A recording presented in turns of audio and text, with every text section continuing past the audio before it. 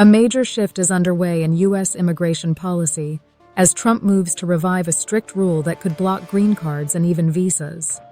The administration has reinstated the broad public charge test, giving immigration officers expanded discretion to deny applications from anyone they believe may rely on government assistance. This mirrors the controversial policy Trump used in his first term and reverses the 2022 Biden-era limits. The new proposal states that earlier rules were too restrictive on DHS and prevented accurate evaluations. Under the revived approach, officials can consider a wide range of factors, including past use of benefits like housing aid, SNAP, Medicaid, and even programs used for U.S.-born children. Critics warn this could cause immigrants in legal status to avoid essential services out of fear.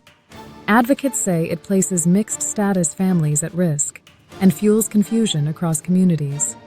USCIS argues the change restores long-standing policy that immigrants should be self-reliant. Trump has also introduced new restrictions targeting visa applicants with chronic illnesses on the grounds that they may later depend on public health systems. Immigration groups say the overall direction is an attack on low-income families and deepens barriers for workers trying to adjust status or enter the United States legally.